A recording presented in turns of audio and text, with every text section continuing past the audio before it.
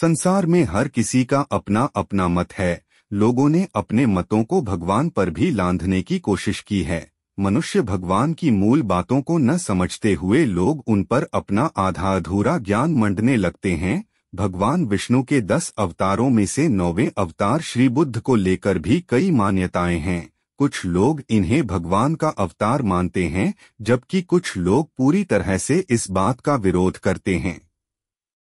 मनुष्य को भगवान के अस्तित्व को लेकर दलीलें देने से बढ़कर उनके गुणों को देखना चाहिए। भगवान ने जब जब अवतार ग्रहण किया, उसका सीधा मतलब धर्म और सत्य की स्थापना करना था। भगवान चाहते थे कि इन अवतारों से मनुष्य सीख लेकर भागवत मार्ग पर आगे बढ़े। आज हम सभी दलीलों को किनारे रखते हुए बताते हैं कि पौराणिक किताबों में भगवान के बुद्ध अवतार को लेकर क्या लिखा हुआ है।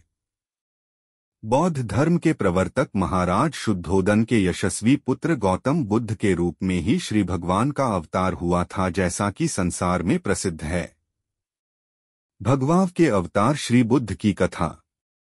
वहीं पुराण वर्णित भगवान बुद्धदेव गया के पास कीकट देश में प्रकट हुए थे। उनके पुण्यात्मा पिता का नाम अजन कहा गया है। यह कथा पुराण वर्णित बुद्धावतार की है। एक बार राक्षसों की शक्ति बहुत बढ़ गई।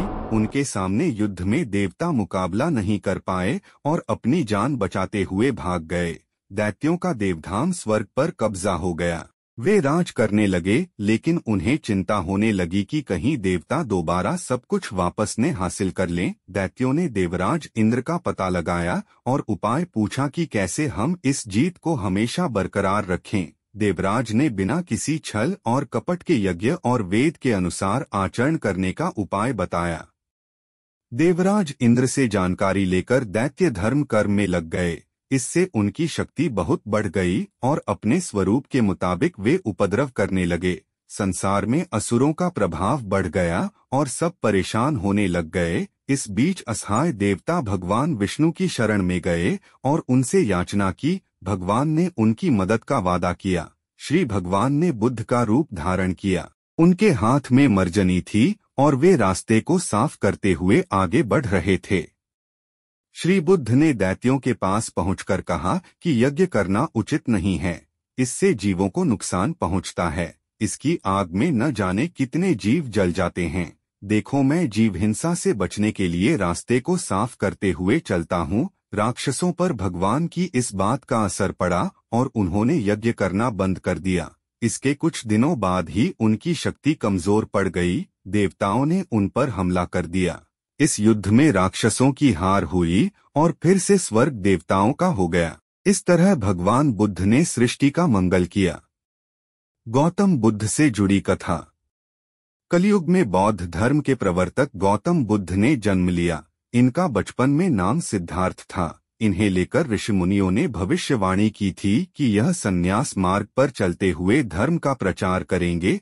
उनके पिता शुद्धोदन ने ऐसी व्यवस्था कर दी कि कहीं भी उन्हें दुख नजर न आए। इसके बावजूद एक दिन यह महल से बाहर निकले तो इन्होंने एक वृद्ध व्यक्ति को देखा।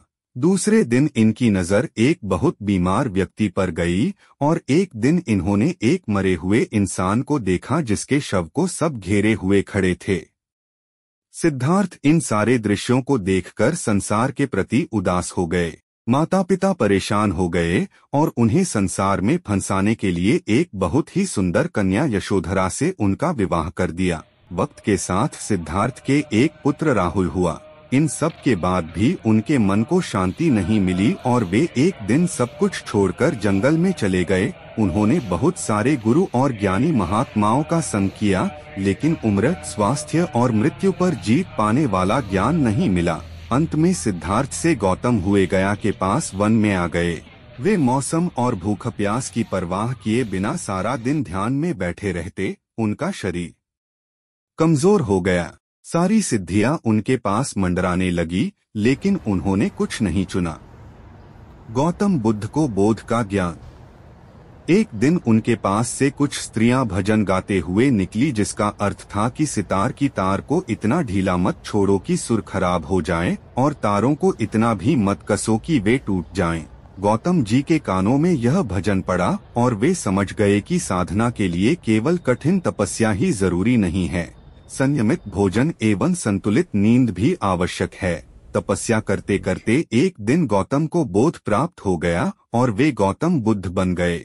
इसके बाद वे वाराणसी चले आए और अपना पहला उपदेश सारनाथ दिया।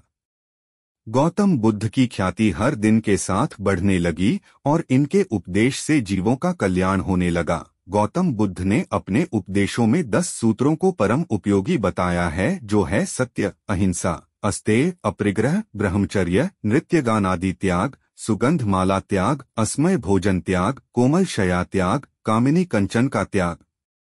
बौद्ध धर्म का प्रचार। बुद्ध के धर्म प्रचार से इनके अनुयायियों की संख्या बढ़ने लगी।